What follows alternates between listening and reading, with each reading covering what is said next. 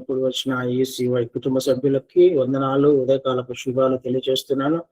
దేవాది దేవుని మహాకనికరం చొప్పున మరొక వారము ఈసీవైలో వాక్య పరిచయం చేయడానికి నాకు ఇచ్చిన అవకాశం బట్టి ఆయన ఎంతగానో స్తుతిస్తూ ఉన్నాను. మంచిదండి, మనం నూతన సంవత్సరంలోని కొన్ని ప్రాముఖ్యమైన అంశాలను నేర్చుకోవడానికి ప్రయత్నం చేస్తున్నాం.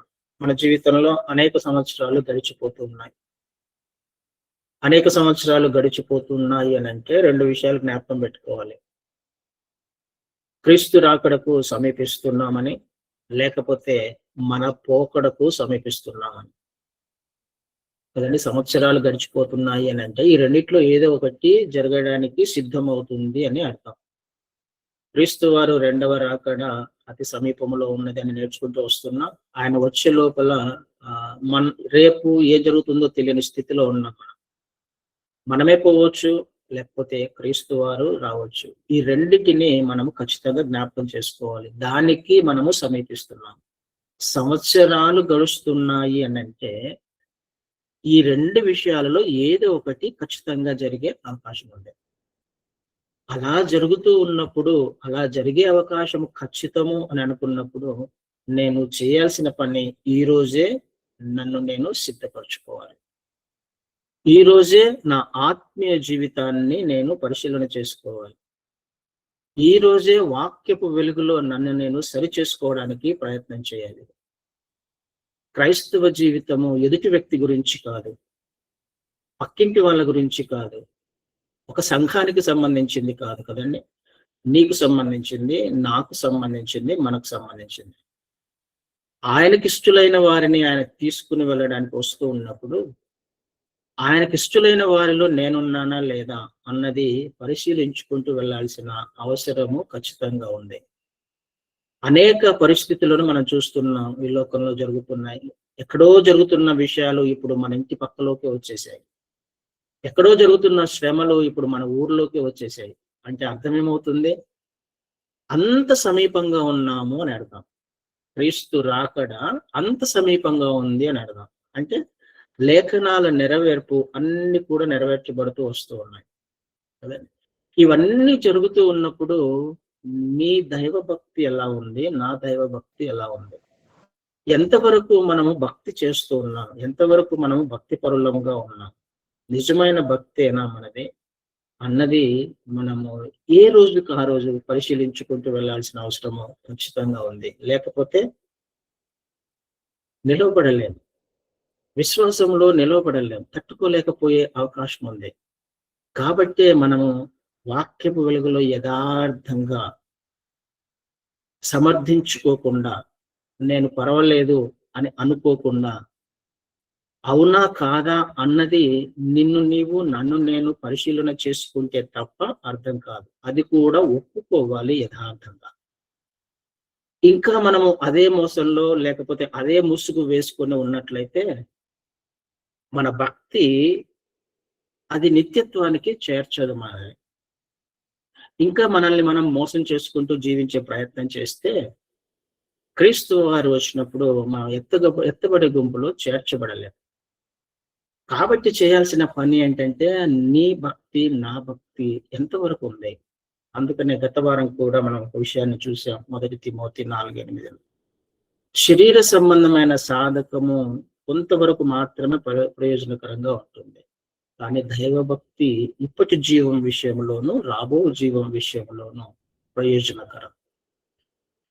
ప్రయోజనకరమైనది మనం చేస్తున్నామా లేదా అన్నది పరిశీలించుకుంటూ వెళ్ళాల్సిన అవసరం ఖచ్చితంగా ఉంది. ఆ ప్రయోజనకరమైనది ఏది అని అంటే దైవభక్తి. దైవభక్తి మాత్రమే, దేవుని పట్ల భక్తి మాత్రమే నిన్ను నన్ను మనల్ని నిత్యత్వానికి చేరుస్తుంది. అయితే ఒక ప్రశ్న వేసుకోవాల్సిన అవసరం ఉంది. భక్తి పరులందరూ కూడా నిత్యత్వానికి చేరుకుంటారా, లేకపోతే పరలోక రాజ్యాన్ని స్వతంత్రించుకోగలరా? అసలు భక్తి అంటే ఏంటి? భక్తి పరుల యొక్క లక్షణాలు ఎలా ఉంటాయి? అదండి, నువ్వు భక్తి పరుడవా, నేను భక్తి పరున్నా కాదా ఎలా తెలుస్తుంది నాకు? నేను భక్తి చేస్తున్నానా, నాది నిజమైన భక్తేనా అన్న విషయాన్ని ఒకసారి ఈ రోజు నేర్చుకోవడానికి ప్రయత్నం చేద్దాం. ఇక్కడ ఒక వ్యక్తి కనిపిస్తున్నాడు. మనం చూసిన విషయమే, మనకు తెలిసిన విషయాలే అనేక మార్లు ఈ మెసేజెస్ కూడా విన్నాం. అపొస్తలుల కార్యాలు 10వ అధ్యాయం అనంగానే మనకు గుర్తొచ్చే వ్యక్తి కొర్నేలియస్. కొర్నేలి గురించి లేఖనాల్లో ఒక సాక్ష్యాన్ని చెప్తూ ఉన్నాయి. ఏమని మాట్లాడుతుంది ఇక్కడ? కొర్నేలి అను భక్తిపరుడు అనే మాటను చూస్తూ ఉన్నాం కదండి. ఎవరు కొర్నేలి? కొర్నేలి అనే భక్తిపరుడు. తనకు ఒక టైటిల్ ఇవ్వబడింది అక్కడ. భక్తిపరుడుగా కొర్నేలి జీవిస్తున్నాడు. అయితే భక్తిపరునికి డెఫినేషన్ రాయబడింది అక్కడ. అంటే భక్తిపరుడు అంటే ఏ విధంగా తను భక్తిపరుడయ్యాడు? ఏంటి భక్తి అంటే అని అంటే కిందికి వచ్చినప్పుడు తన ఇంటి వారందరితో కూడా దేవుని యందు భయభక్తులు గలవాడై ఉండి, తన వరకు మాత్రమే కాదు, తన ఇంటి వారందరిని కూడా దేవుని భయంలో పెంచడానికి ప్రయత్నం చేస్తున్నాడు.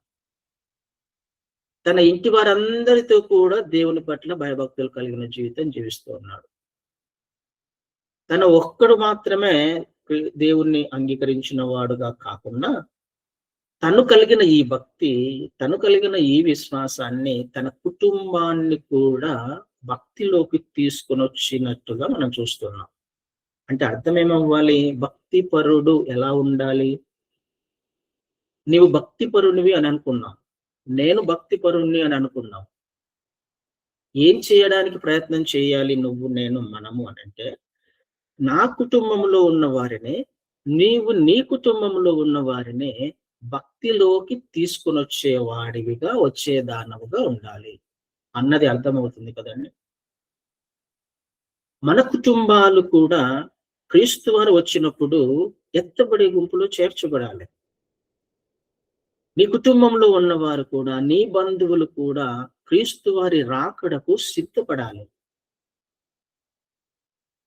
కొర్నేలికున్న అద్భుతమైన లక్షణం ఏంటి అంటే భక్తిపరుడు అని రాయబడి, భక్తి అంటే ఏం చేస్తున్నాడు తను అంటే తన కుటుంబాన్ని అంతటిని కూడా భక్తిలో నడిపిస్తున్నాడు. అందరూ కలిసి దేవుణ్ణి ఆరాధన చేస్తూ ఉన్నారు. భయభక్తులు కలిగిన జీవితం జీవిస్తున్నారు. మొదటి లక్షణం అదే. భయభక్తులు కలవాడై ఉండి ప్రజలకు బహుధర్మము చేయుచు, ఈ భక్తి ఏం చేస్తుంది? తనను ప్రజలకు సేవా కార్యక్రమాలు చేసే, ధర్మ కార్యక్రమాలు చేసే విధంగా తనను ప్రేరేపిస్తుంది కదండి. మనకున్న భక్తి ఎదుటి వారికి ప్రయోజనకరంగా ఉండాలి. ఎదుటి వ్యక్తి మన ద్వారా ఏదైనా ఒక మేలు పొందుకుంటున్నాడా లేదా? ఎందుకు? దేవుడు నిన్ను నన్ను పిలిచింది వెలుగుగా ఉండడానికి, ఉప్పుగా ఉండడానికి. అంటే అర్థం ఏమవుతుంది? నీ వెలుగు ఎదుటి వ్యక్తి జీవితంలో ప్రకాశిస్తుందా లేదా? నీ మాట ఎదుటి వ్యక్తిని ఆదరిస్తున్నాయా లేదా? నీ ప్రవర్తన ఎదుటి వ్యక్తిని క్రీస్తు మార్గంలోకి నడిపించే విధంగా ఉందా లేదా? ఈ విషయాలను ఆలోచింప చేసుకోవడానికి ప్రయత్నం చేద్దాం ఈ సంవత్సరం. అదండి, భక్తిపరుడుగా నువ్వు ఉన్నావు అని అంటే ఈ లక్షణము ఉండాలి అని అర్థం. ఎదుటి వ్యక్తికి ప్రయోజనకరమైన జీవితమే భక్తి అంటే కదండి. ఈ లేఖనాల ప్రకారం తన కుటుంబాన్ని నడిపించుకుంటున్నాడు, ఎదుటి వ్యక్తికి ప్రయోజనకరంగా ఉన్నాడు, సహాయం చేసేవాడిగా ఉన్నాడు. తన ద్వారా, తన వలన ఎదుటి వ్యక్తి ఒక ప్రయోజనాన్ని పొందుకుంటున్నాడు. ఇది రెండవ విషయం. అయితే ఎల్లప్పుడూ దేవునికి ప్రార్థన చేసేవాడు. ఏ విధంగా ఉన్నాడు? తను ప్రార్థన చేసేవాడుగా ఉన్నాడు. ఎల్లప్పుడూ, ఎప్పుడు కూడా దేవునితో సంబంధం కలిగిన వ్యక్తిగా చూస్తూ ఉన్నాం. అద్భుతమైన 3 లక్షణాలు భక్తిపరునికి ఉండాల్సినవి. పరిశీలించుకుందాం. మనము భక్తిపరులమే. అవన్నీ నువ్వు నేను భక్తిపరులమే. ఈ వచనము ప్రకారం మాత్రమే చూసుకుంటే భక్తిపరునికి ఉన్న ఈ 3 లక్షణాలు మన జీవితంలో ఉన్నాయా లేదా? ఎందుకు లేఖనాలు సెలవిస్తున్నాయి ఇక్కడ భక్తిపరుడు అంటే ఎలా ఉండాలి అని కదండి. మరి అలా ఉన్నామా లేదా అన్నది పరిశీలన చేసుకోవడానికి ప్రయత్నం చేద్దాం. ఎందుకు అలా ఉండాలి? అలా ఉండకపోతే ఏమవుతుంది? అలా ఉన్నప్పుడు తన జీవితం యొక్క సాక్ష్యము పరలోకానికి చేరుకుంది కదండి. తన జీవితం యొక్క సాక్ష్యం ఎక్కడి దాకా పోయింది? అది ఆ విధంగా జీవిస్తున్నప్పుడే పరలోకానికి చేరుకోగలిగాడు తను. ఇంకా ఈ లోకంలో జీవిస్తున్నప్పుడే తన ప్రార్థన, తన ధర్మ కార్యాలు, తన భక్తి పరలోకంలో ఉన్న దేవుణ్ణి సంతోషపెట్టాయి. కదండీ! ఆలోచన చేయడానికి ప్రయత్నం చేద్దాం. పరలోకంలో దేవుడు నిన్ను, నన్ను, మనల్ని జ్ఞాపకం చేసుకోవాలి అనంటే, సంతోషపడాలి అనంటే, ఎలాంటి భక్తి కలిగిన జీవితం జీవించాలి? యథార్థంగా పరిశీలన చేసుకోవడానికి ప్రయత్నం చేద్దాం ఈ సంవత్సరం. ఇలాంటి భక్తి ఉన్న నా కుటుంబాన్ని నేను నడిపించుకోగలుగుతున్నానా దేవుని మార్గంలో? నా బంధువులను, నా స్నేహితులకు సువార్త చెప్పగలుగుతున్నానా? ఎన్ని సంవత్సరాలు ఆ పని చేశానా? నా ప్రార్థనా జీవితము దేవునితో అనుదినము కనెక్ట్ అయ్యేదిగా ఉందా? ఆలోచన చేయడానికి ప్రయత్నం చేద్దాం ఈ సంవత్సరం. వీళ్ళు మాత్రమే ఈ భక్తి దేవుని సన్నిధికి చేరుకుంటుంది. ఇది ఒక అంశం అయితే, మరి దేవుని సన్నిధికి చేరుకునే ఇలాంటి భక్తి పరునితో దేవదూత మాట్లాడుతున్నాడు, వచ్చి ప్రత్యక్షమయ్యాడు. కొన్నేళ్ళని నీ ప్రార్థనలు పరలోకంలో వినపడ్డాయి. నీ ధర్మ కార్యాలు పరలోకంలో జ్ఞాపకం చేసుకోబడ్డాయి. అయితే నువ్వు పేతురు గారిని పిలిపించు, ఫలానా చోట ఉన్నాడు.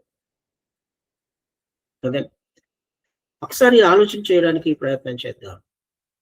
ఆయనది నిజమైన భక్తి అయినప్పుడు నిత్యత్వానికి చేరుకుంటాడుగా, పరలోకానికి చేరుకుంటాడు కదా. ఎందుకు దేవదూత ప్రత్యక్షమై పేతురు గారిని పిలవమని చెప్పింది? ఎందుకు పేతురు గారి యొక్క అవసరమైంది అక్కడ? ఆయన జీవించేది సరైన జీవితమే అయినప్పుడు, యథార్థమైన భక్తి అయినప్పుడు తను నిత్యత్వానికి ఎలాగో వెళ్తాడు కదండి, పరలోకానికి చేరుకుంటాడు. యథార్థమైన భక్తి ఉంది, నిజమైన భక్తి ఉంది, ఆ భక్తి పరలోకానికి చేరుకుంది. అలాంటప్పుడు పేతురు గారి యొక్క అవసరం ఏమొచ్చింది తనకి? అవన్నీ రెండు విషయాలను మనము సపరేట్ చేయడానికి ప్రయత్నం చేద్దాం. భక్తి జీవితము ఇక్కడ పేతురు గారిని పిలిపించుకోమన్న ఒక కారణాన్ని ఈరోజు మనము నేర్చుకోవడానికి ప్రయత్నం చేస్తున్నాం. పేతురు గారు వచ్చారు. ఎందుకు అవసరము పేతురు గారు? సరే, అపోస్తుల కార్యాల్లోనే 11వ అధ్యాయము తర్వాత పేతురు గారు వెళ్ళి అక్కడ యెరూషలేముకు వెళ్ళిన తర్వాత అక్కడ ఉన్న పెద్దలతో మాట్లాడుతున్నాడు, యూదులతో మాట్లాడుతున్నాడు. యూదులందరూ, ఏంటి నువ్వు అన్యజనులతో వెళ్ళి భోంచేసావంట, అన్యజనులతో వెళ్ళి ఇదంతా వారికి ఇంట్లోకి వెళ్ళావంట అని వాళ్ళు ప్రశ్నిస్తూ ఉన్నప్పుడు మళ్ళీ మొత్తం స్టోరీ చెప్తున్నాడు యూదులకి. యెరూషలేములో ఉన్న యూదులకు స్టోరీ అంతా చెప్పుకుంటూ 14వ వచనానికి వచ్చినప్పుడు 11వ అధ్యాయం 14వ వచనంలో, నీవును నీ ఇంటి వారందరూ ఏ మాట వలన రక్షణ పొందుదురో ఆ మాటలు అతడు నీతో చెప్పునని తన ఇంట నిలిచి తనతో చెప్పిన ఒక దేవదూతను చూచిన సంగతి మాకు తెలిపాడు. ఎందుకు వెళ్ళానంటే తనకు కూడా ఒక దేవదూత కనిపించిందట. తనకు కూడా దేవదూత కనపడి ఈ మాటలు చెప్పారట. ఏ మాటలు చెప్పారు? నీ ఇంటి వారందరూ ఏ మాట వలన రక్షణ పొందుదురో అంటే అర్థం ఏమవుతుంది? కొర్నేలికి భక్తి అయితే ఉంది కానీ రక్షణ లేదు కదండి. కొర్నేలికి భక్తి ఉంది, మంచి భక్తి పరుడే, ఆత్మీయుడే, కుటుంబాన్ని నడిపిస్తున్నవాడే, దాన ధర్మాలు చేస్తున్నవాడే, పరలోకంలో చేరుకుంది తన సాక్ష్యం. అయితే తనకు వచ్చిన ఆ భక్తి పరిపూర్ణతలోకి ఎదగలేదు, ఇంకా పరిపూర్ణతకు రాలేదు. ఆ భక్తి పరిపూర్ణతలోకి రావాలి అని అంటే కొర్నేలికి ఏం అవసరమైంది? రక్షణ అవసరమైంది. అదని రక్షణ లేదు తనకి. రక్షణ లేకపోతే ఏమవుతుంది? రక్షణ లేకుండా భక్తి చేస్తే ఏమవుతుంది? రక్షణ లేకుండా సేవా కార్యక్రమాలు చేసిన, ధర్మ కార్యక్రమాలు చేసిన, ప్రార్థనా జీవితము కలిగి ఉన్నా ఏమవుతుంది? అవన్నీ ఆలోచన చేయడానికి ప్రయత్నం చేద్దాం. రక్షణ లేకుండా నువ్వు ఎంత భక్తి చేసినా నిత్యత్వానికి చేరుకోలేవు అన్న విషయం అర్థమవుతుంది కదా. లేకపోతే దేవదూతను పంపాల్సిన అవసరం ఏముంది? లేకపోతే పేతురును పిలిపించుకోమని చెప్పాల్సిన అవసరం ఏముంది? రక్షణ సువార్త అందని స్థితిలో కొర్నేలి ఉన్నాడు. క్రీస్తు వారి యొక్క జనన, మరణ, పునరుత్థానాల గురించిన అవగాహన కొర్నేలికి లేదు కదా. ఏ మాట వలన నువ్వు రక్షణ పొందుతావో, నీకు, నాకు, మనకు కావలసినది క్రీస్తు వారి యొక్క సువార్త. జనన, మరణ, పునరుత్థానాల గురించిన సువార్త. ఆ మాటల వలననే రక్షణ. ఆయన గురించిన మాట వలనే నీకు, నాకు రక్షణ, మారు మనస్సు, పశ్చాత్తాపము కదండి. అవి మాత్రమే నిన్ను రక్షణలోకి నడిపిస్తాయి. నీ భక్తి, నువ్వు ఎంత భక్తి చేసినా రక్షణ లేకుండా, క్రీస్తు వారిని సొంత రక్షకుడిగా అంగీకరించకుండా, ఎంత భక్తి చేసినా, ఎన్ని దాన ధర్మాలు చేసినా, ఎంత ప్రార్థనా జీవితం కలిగి ఉన్నా, రక్షణ లేకపోతే, సువార్త విని రక్షణ అనుభవము లేకపోతే నిత్యత్వానికి చేరుకోము అన్నది సుస్పష్టంగా అర్థమవుతుంది కదండి. ఈ మాట వలన నువ్వు రక్షణ పొందుతావు. పేతురు గారి మాట వలన నువ్వు రక్షణ పొందుతావు. ఎందుకు పేతురు గారినే పిలిపించాలి? ఎలాగో దేవదూత మాట్లాడుతున్నాడు, దేవదూతే చెప్పొచ్చు కదా రక్షణ సువార్తని. అలా కాదు. పేతురు గారికి కొన్ని అనుమానాలు ఉన్నాయి కదా, ఆ విషయం మనకు తెలుసు. తనకు కూడా ఒక దర్శనం వస్తుంది, ఆకాశం నుండి దిగిన ఒక ఈ విషయాలన్నీ మనకు తెలుసు కదా. అపవిత్రమైన జంతువులు తినమని. ఇది దీని గురించి నేను మాట్లాడట్లేదు కానీ, పేతురు గారికి కూడా అన్యజనుల పట్ల, పేతురు గారికి మాత్రమే కాదు, యూదులందరికీ కూడా అన్యజనుల పట్ల ఒక సరైన అవగాహన లేదు. అంటే దేవుడు వారి పట్ల ఏం ప్రణాళిక కలిగి ఉన్నాడో వారికి అవగాహన లేదు. పేతురు గారికి ఉన్న అనుమానము తీర్చడానికి కూడా నేను తినను అని అంటాడు కదా. ఇవన్నీ తినమంటే నేను తినను అంటాడు. అవి అపవిత్రమైనవి అంటాడు. దేవుడు అన్యజనుల పట్ల కలిగి ఉన్న ప్రణాళికను పేతురు గారికి కూడా బయలుపరచడానికి, యూదులతో పాటుగా అన్ని జనులకు కూడా సమానమైన వారసత్వాన్ని ఇచ్చాను, వారికి కూడా రక్షణ అనుభవం అవసరము, వారి కొరకు కూడా నేను వచ్చాను అని తెలియచెప్పడానికి, పేతురు గారితో పాటు ఉన్న యూదులందరికీ ఈ విషయాన్ని బయలుపరచడానికి పేతురు గారిని పిలిపించుకోమన్నాడు కదా. ఆ విషయం కిందకి వచ్చినప్పుడు 11వ అధ్యాయంలోనే 18వ వచనాన్ని చదువుతాను, 17, 18 చదువుతాను. కాబట్టి ప్రభువైన యేసుక్రీస్తునందు విశ్వాసం ఉంచిన మనకు అనుగ్రహించినట్టు దేవుడు వారికి కూడా సమాన వరం అనుగ్రహించి ఉండగా, దేవుని అడ్డగించుటకు నేను ఏ పాటి వాడనని చెప్పాను. వారు ఈ మాటలు విని మరేమి అడ్డము చెప్పక, అట్లయితే అన్యజనులకును దేవుడు జీవార్థమైన మారు మనస్సు దయచేసి ఉన్నాడని చెప్పుకొనుచు దేవుణ్ణి మహిమపరిచిరి. అప్పటిదాకా ప్రశ్నించారు, ఎందుకు వెళ్ళావు అన్నారు. కానీ విషయం చెప్పిన తర్వాత అందరూ దేవుణ్ణి మహిమపరిచారు. అందరికి ఒక విషయం అర్థమైంది, మన కొరకు మాత్రమే కాదు, అందరి కొరకు ఆయన ఈ లోకంలోకి వచ్చాడు, అందరికి జీవమును అనుగ్రహించడానికి ఆయన ఈ లోకంలోకి వచ్చాడు అని వాళ్ళకున్న అనుమానము కూడా తీసివేయడానికి క్రీస్తు దేవుడు దేవదూత పేతురు గారిని పిలిపించు. అంటే ఆయన ఏ పని చేసినా సమస్తమును సమకూడి మేలుగా మారుస్తాడు. అంటే అందరి జీవితంలో కార్యం చేయడానికి ఇష్టపడతాడు ఆయన. వాక్యము రెండంచులు గల ఖడ్గము అంటారు కదా. అక్కడ కొర్నేలిని డీల్ చేస్తున్నాడు, ఇక్కడ పేతురుతో పాటు యూదులను కూడా దేవుడు డీల్ చేస్తున్నాడు. దేవుని లేఖనాలు ఆ విధంగా ఉంటాయి. అర్థం అవ్వాలి, మనకి అర్థం చేసుకోవడానికి ప్రయత్నం చేయాలి. భక్తిపరుడు నిత్యత్వానికి వెళ్తాడంటే ఈ విధమైన భక్తి, లేకపోతే రక్షణ లేని భక్తి నిత్యత్వానికి నన్ను మనల్ని చేర్చదు.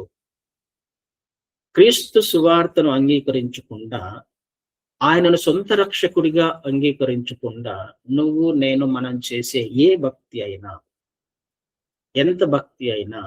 ఎంత భక్తి పరులమైనా ఖచ్చితంగా మనల్ని నిత్యత్వానికి చేర్చదు. అందుకనే పేతురు గారిని పిలిపించుకోమన్నప్పుడు కొర్నేలి కూడా ఒక మాట మాట్లాడతాడు అక్కడ.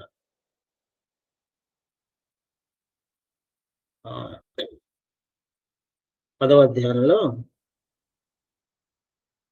ప్రభు 33వ వచనాన్ని చదువుతాను.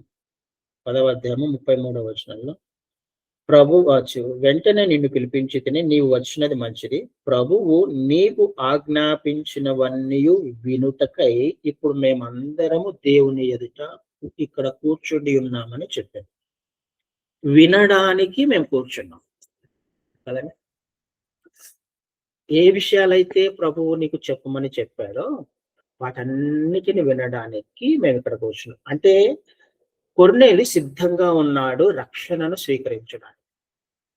ప్రభు మాటలు వినడానికి సిద్ధంగా ఉన్నాడు. తను మాత్రమే కాదు, కొర్నేలి ఒక్కడే అక్కడ కూర్చోలే. 24వ వచనంలో మరునాడు వారు కైసరలో ప్రవేశించినప్పుడు కొర్నేలి తన బంధువులను ముఖ్య స్నేహితులను పిలిపించి వారి కొరకు కనిపెట్టుకొని ఉండను. ఆ రక్షణ నాకు మాత్రమే కాదు, ప్రభువు నా కొరకు సిద్ధపరిచినవి నాకు మాత్రమే కాదు, నా బంధువులకు, నా రక్త సంబంధికులకు, నా స్నేహితులకు కూడా తెలియాలి, అందాలి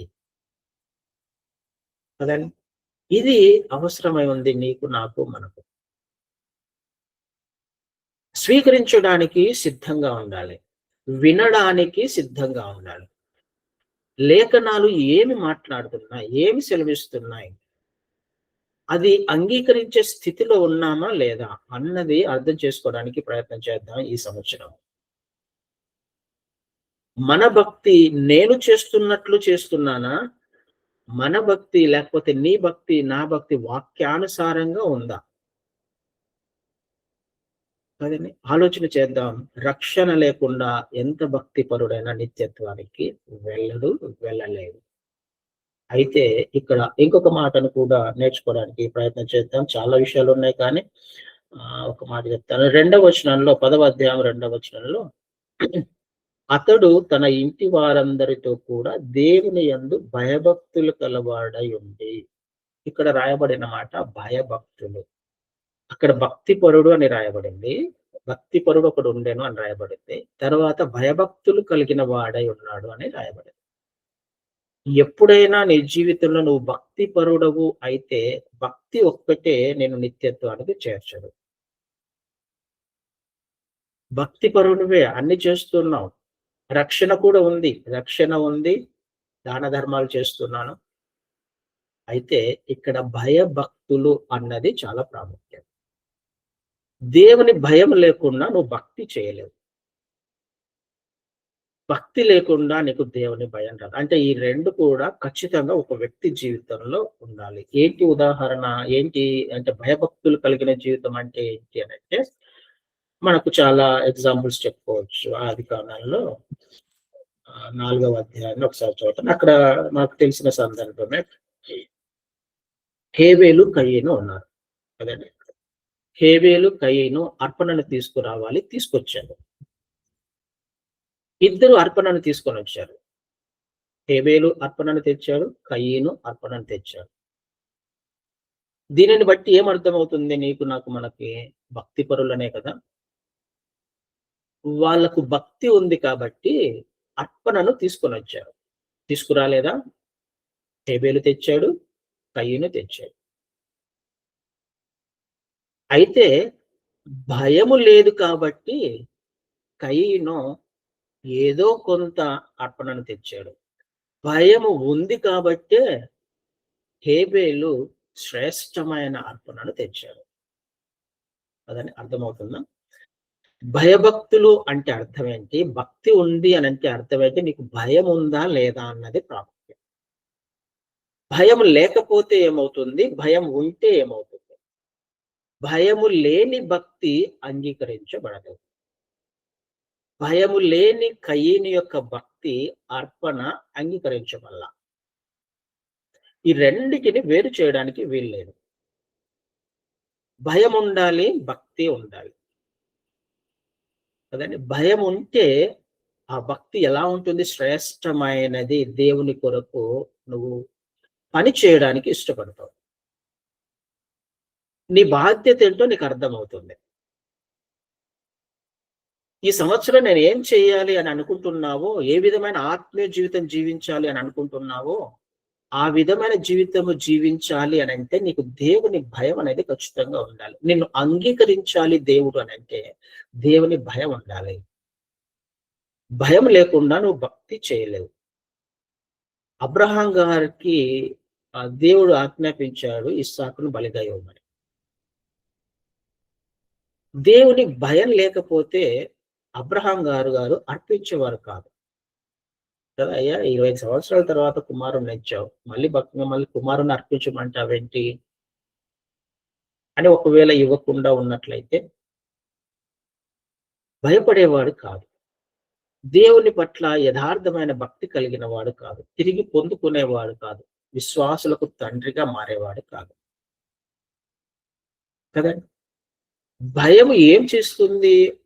నువ్వు చేయాల్సిన పనిని ఆన్ టైంలో చేయడానికి, చేయవలసిన సమయంలో చేయడానికి నీ భయము ప్రేరేపిస్తుంది. నువ్వు ఏ పని అయితే దేవుని కొరకు చేయాలి అని అనుకుంటున్నావు, అందులో 100% ఎఫర్ట్స్ పెట్టడానికి దేవుని భయము పనికొస్తుంది. కేవలము భక్తి ఉంటే ఏం చేస్తుంది? చేయొచ్చులే, ఈ రోజు కాకపోతే రేపు, రేపు కాకపోతే ఇంకొక రోజు ఉండొచ్చులే. తప్పు మాట్లాడినా, ఏం తప్పు మాట్లాడినా నేను ఈ విధంగా వాళ్ళు మాట్లాడారు కాబట్టి నేను ఈ విధంగా మాట్లాడాను. వాళ్ళు అలా చేశారు కాబట్టి నేను ఇలా చేశాను. భయం లేకపోతే ఏమవుతుంది? సమర్థించుకునే లక్షణం వస్తుంది. నేను చేసింది సరైనదే అని సమర్థించుకునే లక్షణం వస్తుంది. ఆ సమర్థించుకోవడం లేఖనాలు సపోర్ట్ చేస్తున్నాయా? ఈ విషయాన్ని ఆలోచన చేసుకోవడానికి ప్రయత్నం చేయండి. నిజమైన భయభక్తులు కలిగిన జీవితమే. కేవలము భక్తి ఉంటే సరిపోదు. భయభక్తులు కలిగిన జీవితం మాత్రమే నిన్ను, నన్ను, మనల్ని నిత్యత్వానికి చేరుస్తుంది. కేవలము పైపైన భక్తి మనల్ని నిత్యత్వానికి ఎట్టి పరిస్థితులలో చేర్చదు. రక్షణ లేని భక్తి, రక్షణ లేని భక్తి, క్రీస్తు వారి గురించిన అవగాహన, జనన మరణ పునరుత్థానాల గురించిన అవగాహన లేకుండా, రక్షణ లేకుండా ఎంత భక్తి చేసినా ఖచ్చితంగా నిత్యత్వానికి చేరుకోలేము. ఆ విషయము దేవునికి తెలుసు కాబట్టి, రక్షించాలి అని ఆయన ఉద్దేశం కలిగి ఉన్నాడు కాబట్టి, తనకు ఒకటి కొదువైంది కాబట్టి, ఆ కొదువను తీర్చడానికి పేతురు గారిని పంపించారు. రక్షణ సువార్త ప్రకటిస్తున్నప్పుడే ఏం జరుగుతుంది అక్కడ? అద్భుతమైన సందర్భం అది. పరిశుద్ధాత్మ చేత నింపబడ్డారు అందరూ కూడా ఎవరెవరైతే అక్కడ వింటున్నారు. ఎందుకంత త్వరగా పరిశుద్ధాత్మ చేత వాళ్ళు నింపబడ్డారు?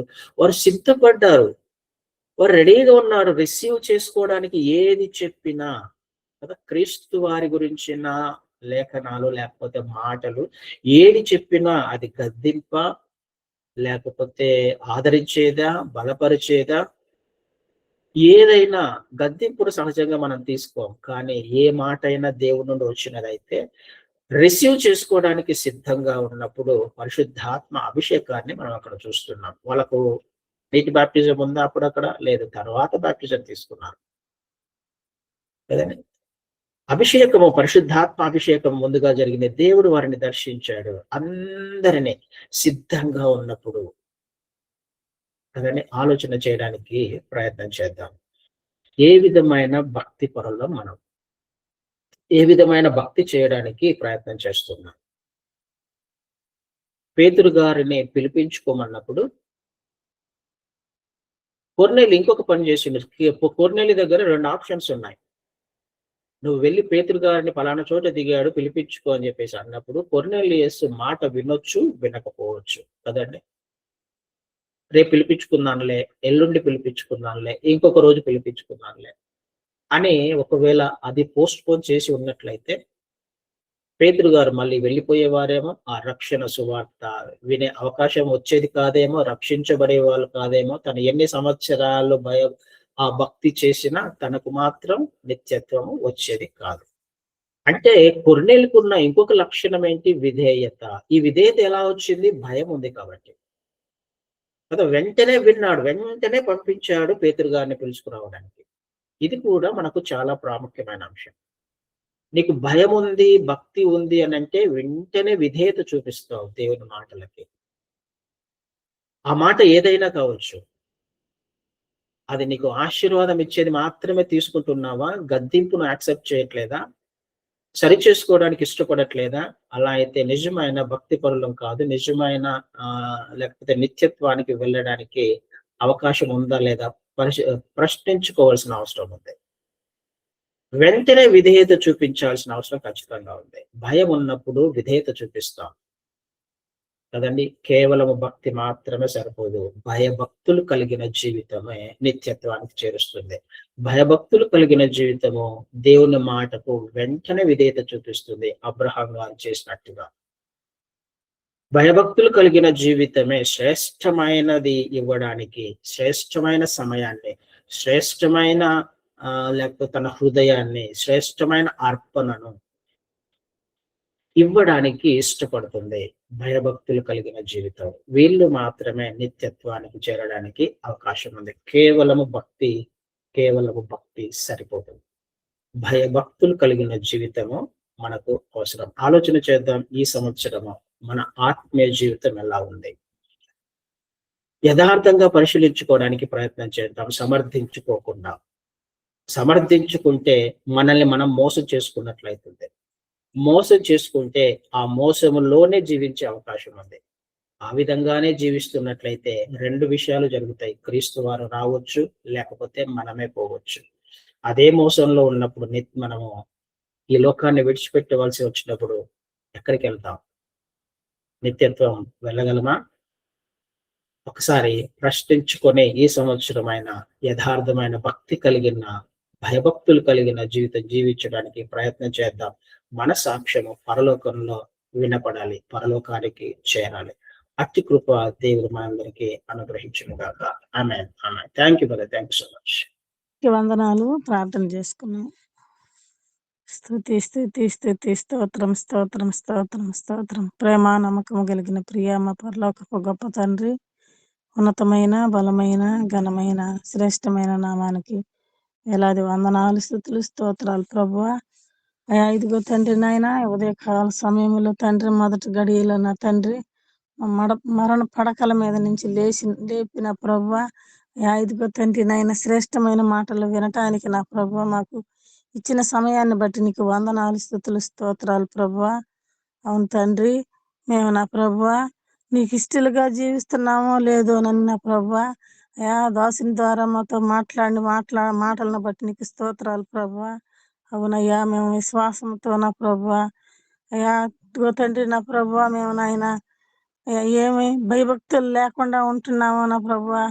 అయా తండ్రి నాయన మా మా మా మా మా జీవితాలలో తండ్రి నా ప్రభువా మేము ఏదైనా నాయన నీకు ఇష్టం లేని కార్యాలు చేస్తున్నాము.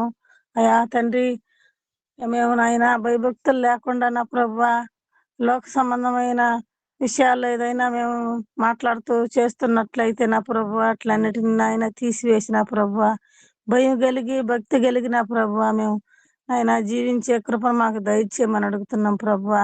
మాలో ఏదన్నా లోటుపాట్లు ఉంటే తీసివేసిన ప్రభువా అయా భయంతో జీవించాలని ప్రార్థిస్తున్నాం ప్రభువా. నీకు వందనాలు స్తోత్రాలు తండ్రి. అయా మేమందరం కూడా నా ప్రభువా మేము కానీ మా బంధువులు కానీ తండ్రి నాయన మేమందరం కూడా నా ప్రభు ఎత్తబడే గుంపులో ఉండటానికి సహాయం దయచేయమని అడుగుతున్నాం ప్రభువా. అయ్యా మా కుటుంబాలు ఇంకా నాయన మారు మనసు లేని కుటుంబాల్లో అయితే ఉన్నాయో నా ప్రభువా అందరిని కూడా జ్ఞాపకం చేసుకోండి ప్రభువా. అయ్యా మీరు వాళ్ళందరినీ కదిలించి మాట్లాడండి నా ప్రభువా. వాళ్ళ హృదయాలు నా ప్రభువా కదిలించండి అయ్యా. అయ్యా యేసయ్యా నీకు వందనాలు స్తోత్రాలు తండ్రి. అయ్యా ఈ దినముకై ఇచ్చిన వాక్యాన్ని బట్టి నీకు స్తోత్రాలు ప్రభువా. ఎన్నో విషయాలు మేము నాయన తెలుసుకున్నాం నా ప్రభువా. మాలో ఏదైనా నాయన లోటుపాట్లు తీసివేసుకున్న ప్రభువా భయంతో ఉండటానికి సహాయం దయచేయమని అడుగుతున్నాం ప్రభువా. అయా అయా ఈసీవై టీంని జ్ఞాపకం చేసుకొని ప్రభువా టీంలో తండ్రి నాయన ఉండే ప్రతి ఒక్క బిడ్డను కూడా దీవించి ఆశీర్వదించండి ప్రభువా. ప్రతి బిడ్డ చేసే తండ్రి నాయన అయా పరిచర్యలను నాయన దీవించండి ఆశీర్వదించండి ప్రభువా. అయా ప్రతి కుటుంబాన్ని కూడా నాయన ఎత్తబడే గుంపులో ఉండటానికి సహాయం దయచేయమని అడుగుతున్నాం ప్రభువా. నీకు వందనాలు స్తోత్రాలు తండ్రి నాయన. అయా ఇంకా తండ్రి నాయన మేము ఇంకా నాయన బలహీనతలో ఉన్నామేమో, భక్తిహీనతలో ఉన్నామేమో నాయనా. మమ్మల్ని మేము విమర్శించుకునే కృప మాకు దయచేయమని అడుగుతున్నాం ప్రభా. నీకు వందనాలు, స్తోత్రాలు తండ్రి. అయా తండ్రి నాయనా, నుంచి అయినా ప్రభా నాయన ఏదైనా లోటుపాట్లుంటే తీసివేసి నాయన భయంతో భక్తితో నా ప్రభా ఆయన పరలోక రాజ్యంలోకి నాయన మేము చేరటానికి నా ప్రభా అయా మంచి నాయన అయా తండ్రి నాయన మంచిగా మేము జీవించడానికి సహాయం దయచేయమని అడుగుతున్నాం ప్రభా. నీకు వందనాలు, స్తోత్రాలు తండ్రి. మా ప్రార్థనలు ఆలకించే దేవా అయా మమ్మల్ని మేము సరిచేసుకునే కృప మాకు దయచేయమని అడుగుతున్నాను. పరిశుద్ధాత్మ దేవుడా నీకు వందనాలు, స్తోత్రాలు తండ్రి నాయన. నీ కృపలో మమ్మల్ని అందరినీ వాడుకోమని అడుగుతున్నాం ప్రభువా. యేసయ్యా మా ప్రార్థనలోను వాక్యములోను నా ప్రభువా మేము వెనకబడకుండా నా ప్రభువా అనుదినము నా ప్రభువా నీ వాక్యములో నా ప్రభువా నీ వాక్యం చదువుకొని జ్ఞానం చేసుకునే కృప మాకు దయచేయమని అడుగుతున్నాం ప్రభువా. నీకు వందనాలు నాయనా. అయా అయా నామకాస్తి క్రైస్తవులుగా కాకుండా నా ప్రభువా నాయనా లోకానికి నా ప్రభువా లోకంలో తండ్రి నాయన బయట వారినైనా మా గురించి సాక్ష్యాలు చెప్పేవారు ఇంకా మేము ఉండటానికి సహాయం దయచేయమని అడుగుతున్నాను. పరిశుద్ధాత్మ దేవుడా వందనాలు, స్తోత్రాలు తండ్రి. అయా మాలో ఎవరైనా నా ప్రభు మారు మనసు లేని వాళ్ళు ఉంటే నా ప్రభు అయా వాళ్ళ హృదయాలతో మీరు మాట్లాడి నా ప్రభు మారు మనసు రక్షణ కలుగు చేయమని ప్రార్థిస్తున్నామయ్యా. అయా ఈ ప్రార్థన తండ్రి నాయన ఈ దినమకై మాకు చెప్పిన వాక్యాన్ని బట్టి నా ప్రభు మా హృదయాల్లో నీరు కట్టి ఫలింపు చేసుకునే కృప మాకు అందరికీ దయచేయమని యేసుక్రీస్తు పరిశుద్ధమైన నామములో బతిమలాడి అడిగి వేడుకొనుచున్నాను తండ్రి. ఆమేన్. ఆమేన్. ఆమేన్. హల్లెలూయా. ఆమేన్. ఆమేన్. ఆమేన్.